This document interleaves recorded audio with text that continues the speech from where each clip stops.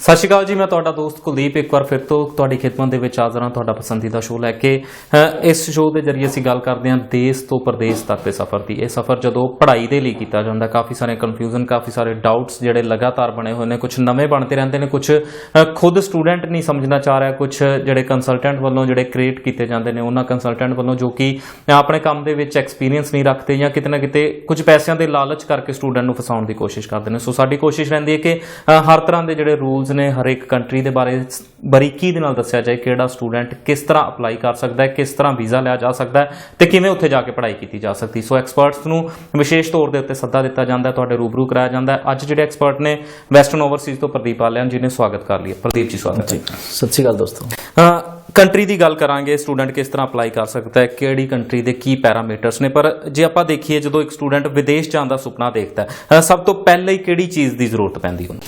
देखिए सर, सबसे पहले तो पासपोर्ट मैंडेटरी है, पासपोर्ट बच्चे के पास होना चाहिए। सेकंड चीज आती है कि बच्चे के पास आइल्स का स्कोर होना चाहिए, आइल्स, पीटी, टफल, जहां भी जिस कंट्री की रिक्वायरमेंट है। एक हम नॉन इंग्लिश कंट्री में रह रहे हैं जहां पे हिंदी पंजाबी बोली जाती है, हरियाणवी बोली जाती है, लेकिन अगर हमें इंग्लिश कंट्री में जाना है तो एक पैरामीटर है दैट इज आइल्स। मोस्टली आइल्स चलता है, international English language testing system, वो मैंडेटरी है क्योंकि नॉन इंग्लिश से इंग्लिश कंट्री में जाना है तो कोई तो एक पैरामीटर होना चाहिए। तो university of Cambridge ESOL examination, IDP Australia और ब्रिटिश काउंसिल, ये तीनों बॉडी मिलके इस टेस्ट को कंडक्ट करते हैं। University of Cambridge ESOL examination लेती है, मतलब लाइक वो पेपर्स बनाती है, और क्या नाम है जो IDP और ब्रिटिश काउंसिल है वो पेपर लेती है, और चेक भी फिर यूनिवर्सिटी ऑफ कैम्ब्रिज ही करती है। तो फर्स्ट स्टेप आइल्स मैंडेटरी। आइल्स बारे तुसी बरीकी दे नाल दस्सिया, मेरे ख्याल काफ़ी सारे स्टूडेंट नूं पता नहीं होना जिहड़े आइल्स दा टेस्ट दे रहे ने ਜਾਂ दे भी चुके ने, क्योंकि किते ना किते एक धारणा जिहड़ी बनी हुई स्टूडेंट दी उन्हां दी ये है कि आइल्स करना है, ये नहीं धारणा कि इंग्लिश सीखनी उत्थे जाके इंग्लिश दे विच पढ़ना है। आइल्स करना है, क्यों करना है? वीज़ा मिलेगा, अंबैसी की वैबसाइट पर लिखिया कि सानू इन्ने बैंड चाहिए ने, सिर्फ बैंड लैन तक जिहड़ा मोटिव हुंदा स्टूडेंट का। तुसी की देखते हो तुहाडे खुद दे आइल्स सेंटर ने, स्टूडेंट किन्ना कु जिहड़ा कि सीरीयस होके आंदा इंग्लिश सीखण दे लई, या सिर्फ ते सिर्फ उन्हां दा इक्को मकसद हुंदा कि आइल्स दे बैंड लैणे ने ते आपां आस्ट्रेलिया, कैनेडा या न्यूजीलैंड जाना? देखिए सर, सबसे बड़ी बात यह है कि अगर उसने बाहर जाना है, बाहर जाके तो पढ़ाई के साथ साथ उसको काम भी करना है, उसको कम्युनिकेट भी करना है फॉरेनर्स के साथ, टीचर्स के साथ भी कम्युनिकेट करना है, तो सबसे बड़ी बात है जी उसको इंग्लिश पहली बात आनी चाहिए। आइल्स करना एक अलग बात है, लेकिन इंग्लिश आना भी जरूरी है। अगर वो इंग्लिश ही नहीं करेगा, अगर इसको इंग्लिश ही नहीं आएगा, इफ ही और सी कांट स्पीक इन इंग्लिश, बात ही नहीं कर सकता, तो वो आगे कैसे चल पाएगा? तो पहली बात इंग्लिश आनी जरूरी है। सेकेंडली आइल्स क्रैक होना भी जरूरी है। तो आइल्स जो है वो उसके क्या नाम है 4 पेपर होते हैं। कोई भी लैंग्वेज उठाओ, हिंदी उठाओ, पंजाबी उठाओ, कोई भी उठा लो, तमिल, तेलुगु, कोई भी उठा लो, 4 ही चीजें होती हैं, लिखने में, बोलने में, पढ़ने में और सुनने में। ऐसे भी इसके 4 पार्ट हैं, रीडिंग, राइटिंग, लिसनिंग, स्पीकिंग। चारों पैरामीटर्स चेक होते हैं। चारों पैरामीटर्स चेक करके ही बच्चे को एक स्कोर दिया जाता है। 0 से लेकर 9 बैंड तक का स्कोर होता है। महीने में 4 बार पेपर होते हैं, और पेपर होने के 13 दिन बाद इसका रिजल्ट आता है। उस हिसाब से हर एक कंट्रीज की अलग अलग क्राइटेरिया है, किसी में 5.5 चाहिए, कहीं 6 चाहिए, कहीं 6.5 बैंड चाहिए। Country to country, courses to courses depend करता है कि बच्चे का कितना स्कोर हो। ऑफ द ट्रैक गल कर रहे सी प्रदीप जी के IDP आस्ट्रेलिया वालों जिहड़ा तुहानू बेस्ट इन रीजन अवार्ड दिता गया, किहड़े-किहड़े सेंटर्स ने जिन्हां नू ये अवार्ड दिता जांदा? ये वेस्टर्न ओवरसीज को अवार्ड मिला जी, हर सेंटर्स के लिए है, क्योंकि we are doing very well. हमारे पास फॉरेनर फैकल्टीज भी हैं, रीडिंग, राइटिंग, लिसनिंग, स्पीकिंग पे पूरा वर्क किया जाता है। क्या नाम है, पूरे पैरामीटर्स हैं IDP के और British council, university of Cambridge के, उन पे वर्क होता है कि बच्चे को 7 बैंड लेने हैं तो किस टाइप की प्रिपरेशन करानी है, 8 बैंड लेने हैं तो किस टाइप की प्रिपरेशन करानी है, 9 बैंड परफेक्ट प्रिपरेशन के लिए किस टाइप से हमें चलना चाहिए। इसके अलावा फ्री ग्रामर क्लास भी देते हैं, रीडिंग, राइटिंग, लिसनिंग, स्पीकिंग की क्लासेस ट्वाइस दी जाती हैं, दोनों मॉड्यूल्स ट्वाइस कराए जाते हैं। इसी चीज पे ये हमें स्कोर, मतलब हमें ये अवार्ड मिला है क्योंकि we have the best faculty, we have the best reasons, मतलब results, we have the best performance, we did give the best results in the reasons. That's the reason काफी सारे बैचेस या सर्विसेज होर भी ਜਿਹੜੇ सेंटर ਨੇ ਉਹਨਾਂ ਵੱਲੋਂ ਵੀ ਗੱਲ ਕੀਤੀ ਜਾਂਦੀ, ਤੁਸੀਂ स्पेशल ਕੀ देखते हो ਜਿਹੜਾ वेस्टर्न ओवरसीज ਵੱਲੋਂ ਦਿੱਤਾ जा रहा है?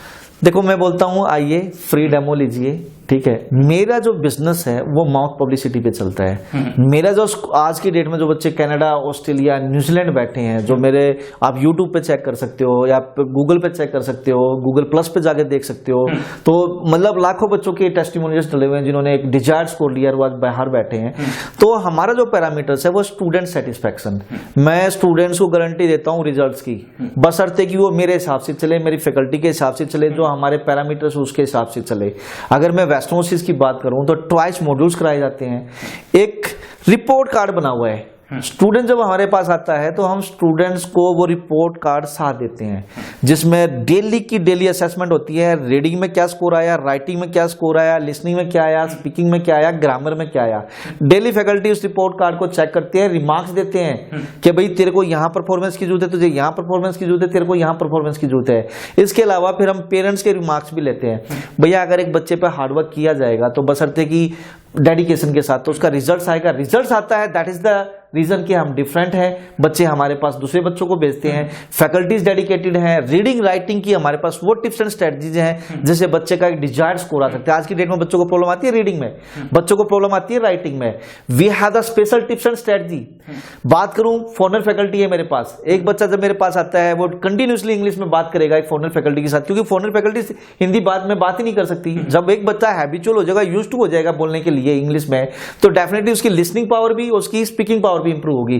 और यही चीजें, यही डेडिकेशन चाहिए, और इन्हीं डेडिकेशन के कायम बेस्ट रीजन है।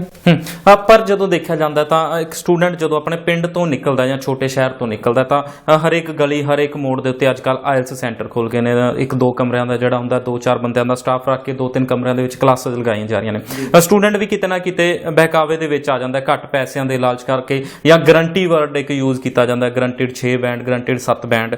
ਤੁਸੀਂ ਕੀ ਦੇਖਦੇ ਹੋ, ਸਟੂਡੈਂਟ ਨੂੰ ਉੱਥੇ ਫਸਣਾ ਚਾਹੀਦਾ ਜਾਂ ਇੱਕ ਚੰਡੀਗੜ੍ਹ ਵਰਗਾ ਵੱਡਾ ਸ਼ਹਿਰ, ਜਦੋਂ ਸਟੂਡੈਂਟ ਵੀ ਕਿਤੇ ਨਾ ਕਿਤੇ ਛੋਟੇ ਸ਼ਹਿਰ ਦਾ ਡਰਦਾ ਕਿ ਉੱਥੇ ਚੰਡੀਗੜ੍ਹ ਜਾ ਕੇ ਰਹਿਣ ਦਾ ਖਰਚਾ, ਫੀਸ ਜ਼ਿਆਦਾ, ਸਟੂਡੈਂਟ ਨੂੰ ਕੀ करना चाहिए, रिस्क लेना चाहिए इत्थे आके, या इत्थे आने दे विच स्टूडेंट नूं फायदा मिलता है या नहीं? देखिए सर, बात दो है कि वो छोटे शहर से भी आइल्स कर सकता है। मैं नहीं कहता कि 500 उंगली बराबर है, सब चोर हैं, ऐसा नहीं है। बट स्टूडेंट्स को वो कंसल्टेंट, वो इंस्टीट्यूट फाइंड आउट करना बहुत जरूरी है। किस तरह जज कर सकता है किसी कंसल्टेंट? वहां भी आएंगे, उससे पहले मैं बता दूं, आपने क्वेश्चन किया चंडीगढ़। चंडीगढ़ मैं कहता हूं आना चाहिए बच्चे को, ठीक है, फीस थोड़ी सी ज्यादा है, कोई प्रॉब्लम नहीं है। अब ये देखिए ना कि जो बच्चा 10 लाख रुपए खरीदने को तैयार है, क्या वो 10-12 हजार रुपये आइल्स पे नहीं लगा सकता? यहाँ चंडीगढ़ आएगा, मैं अपनी बताता हूँ, मेरे पास फॉरेनर फैकल्टी है, ठीक है, जो उसको न्यूजीलैंड में जाके, वो उसको पिंड में तो नहीं मिलेंगी ना वो चीजें, वो उसको छोटे शहर में तो वो फैकल्टी नहीं मिलेगी ना, फॉरेनर फैकल्टी। वेस्टर्न ओवरसीज, मैं अपनी बात करूं, मेरे पास फॉरेनर फैकल्टी है। न्यूजीलैंड वाला माहौल, ऑस्ट्रेलिया वाला माहौल, कनाडा वाला माहौल तो मैंने यहीं बना रखा है। बच्चा मेरे पास आए, ठीक है, फॉरेनर फैकल्टी से वो अपनी स्पीकिंग दे, ठीक है, तो उसको फील होगा कि हाँ यस यार कि मैंने कुछ किया है।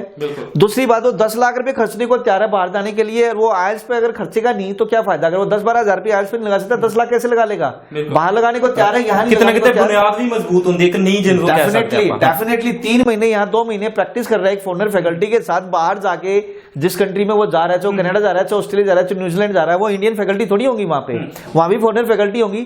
तो यहाँ रहने का फायदा ये होगा, एक तो उसकी एक्सेंट इंप्रूव होगी, उसको माहौल का पता लगेगा, सिचुएशन पता लगेगी। दूसरा, चंडीगढ़ में क्या होता है कि पूरे हर रीजन से बच्चा होता है, वो हरियाणा से भी है, वो पंजाब से भी है, वो जम्मू से भी है, वो दिल्ली से भी बच्चा है, वो यूपी से भी बच्चा है। अलग अलग कल्चर के बच्चे जब आते हैं तो डेफिनेटली कहीं ना कहीं उसका स्टेटस इंप्रूव होता है, ठीक है जी। एक अच्छे शहर में रहेगा, अच्छे इंस्टीट्यूट्स में पढ़ेगा तो उसका स्कोर आएगा तो आगे वो कहीं ना कहीं अपने आप को बिल्डअप कर पाएगा, अदरवाइज तो बात ही नहीं कर पाएगा। अब ये देखो ना कि बच्चा एक छोटे शहर में ही पढ़ता है, वो इंस्टीट्यूट में भी इंग्लिश नहीं बोलता, घर जाके पंजाबी बोलता है या हरियाणवी बोलता है, तो वो कैसे स्कोर ले लेगा? कैसे एक्सपेक्ट कर ले कि उसका 6.5, 7 और 8 बैंड आ जाएगा? तो बच्चे को तो कहीं ना कुछ त्यागना पड़ेगा, त्यागेगा तभी आगे बढ़ पाएगा। सो आइल्स की गल की, आइल्स का जिहड़ा सेंटर की चोण करन दे लग्या, हर एक गल देखो, हर एक गल तो परखो, किहड़े सेंटर दे विच तुहानूं की फैसिलिटी दित्तियां जा रही ने, की सर्विसेज दित्तियां जा रही ने, सारा रिसर्च करन तो बाद ही आइल्स दी जिहड़े तुसीं सेंटर दी चोण करो। न्यूजीलैंड वाल नूं आवांगे, रिफ्यूजल केसेस दी जे गल करिए, किसी भी कंट्री तो रिफ्यूजल ने जां न्यूजीलैंड तो एक धारणा जिहड़ी स्टूडेंट वालों बनाई गई कि रिफ्यूजल दसे बिना दोबारा अप्लाई करते हैं, तुसीं की देखते हो रिफ्यूजल हाइड करनी चाहिए या नहीं करनी चाहिए? मैं कहूँगा कभी भी नहीं करनी चाहिए। अगर वो हाइड करता है तो कहीं ना कहीं वो दोबारा गलत काम कर रहा है, गलत काम करेगा, एम्बेसी को पता लगेगा, उसको 420 लग जाएगी, उस पर रेड स्टैंप लग जाएगी, वो कभी वीजा ही नहीं ले सकता। मैं अपनी बात करूं, मैं स्टूडेंट से पहले पूछ लेता हूं, भैया मेरे से कुछ नहीं छिपाना, एक डॉक्टर से नहीं छिपाना चाहिए, एक दाई से नहीं पेट छिपाना चाहिए, और दूसरा कंसल्टेंट से नहीं, क्योंकि we are the career counsellor. हमें बताओ हर एक चीज, तेरा रिफ्यूजल कनाडा का आया, तेरा ऑस्ट्रेलिया का आया, तेरा किसी और कंट्री का आया, अगर मुझे नहीं बताएगा तो मैं कैसे आपकी फाइल प्रिपेयर करूंगा। तो अगर बच्चा हमें ये चीजें बताता है तो हम स्टूडेंट्स को बोलते हैं बेटा इसको डालो फाइल में। मैंने काफी बच्चों के वीजा लिए, हर एक बच्चे का वीजा लिया, मेरा ये एक्सपीरियंस रहा है, जिस बच्चे का रिजेक्शन किसी कंट्री से आया ना और हमने वो दसा है, उसका वीजा निकला है। ऑस्ट्रेलिया से रिफ्यूज हमने न्यूजीलैंड वीजा लिए, कनाडा से रिफ्यूज हमने वीजा लिए, हमने यूएस से रिफ्यूज न्यूजीलैंड से वीजा लिए या दूसरे कंट्री के वीजा लिए। एम्बेसी को बताते हैं, एम्बेसी को विश्वास होता है, एम्बेसी भी कॉन्फिडेंस में आती है, यार बच्चे ने दसा है, बच्चा जेन्युइन है, बच्चा सच बोल रहा है। ठीक है, कहीं ना कहीं एक बच्चा, एक ये भी हो जाता है, अभी मेरे एक ब्रिज किशोर नाम है एक बच्चे का, यमुनानगर का, उसका वीजा आया, उसका कनाडा रिफ्यूज था, 2014 पास आउट था, 2016 होने को आया, विनटेक कॉलेज में जा रहा है, 2 साल का गैप आ गया। मैं हाइड करूं या कोई और कंसल्टेंट उसको हाइड करता तो वो तो 2 साल का गैप हो गया, उसे क्या करता, उसमें फेक डॉक्यूमेंट लगाता। हमने बताया भाई इसका कनाडा लगा था, कनाडा इसका वीजा नहीं आया, और उसके पीछे भी क्या प्रॉब्लम्स थी। 2 इंटेक तो बेचारे के वैसे निकल गए, सितंबर इंटेक निकल गया, जनवरी निकल गया, मई में वो था नहीं, अगले सितंबर में उसका वीजा रिफ्यूज हो गया। एम्बेसी को हमने सारी चीजें बताई, देखो जी इस इंटेक में इसका ऑफर लेटर आया था लेकिन ये कर नहीं पाया, नेक्स्ट इंटेक में ये प्रोग्राम अवेलेबल नहीं था, तीसरे इंटेक में इसने फाइल लगाई, इसका वीजा रिजेक्ट हो गया। एम्बेसी सेटिस्फाई हुई, विदाउट इंटरव्यू उस बच्चे का वीजा आया। अगर यही चीजें छिपाते तो 2 साल का गैप कहां से जस्टिफाई करते, उसका वीजा कहां से आता है। ऐसे बठिंडा से, ऐसे लुधियाना से, ऐसे जलंधर से, ऐसे अमृतसर से, ऐसे पठानकोट से, मोगा से, ऐसे हजारों बच्चे हैं जिनका हमने सच्चाई के साथ वीजा लिया है। ਸੋ ਬਹੁਤ ਬਹੁਤ ਧੰਨਵਾਦ ਪ੍ਰਦੀਪ ਜੀ। ਅੱਜ ਦੇ ਸ਼ੋਅ ਨੂੰ ਇੱਥੇ ਖਤਮ ਕਰਦੇ ਹਾਂ। ਆਪਣੇ ਦੋਸਤ ਕੁਲਦੀਪ ਨੂੰ ਦਿਓ ਇਜਾਜ਼ਤ। ਧੰਨਵਾਦ, ਸਤਿ ਸ਼੍ਰੀ ਅਕਾਲ।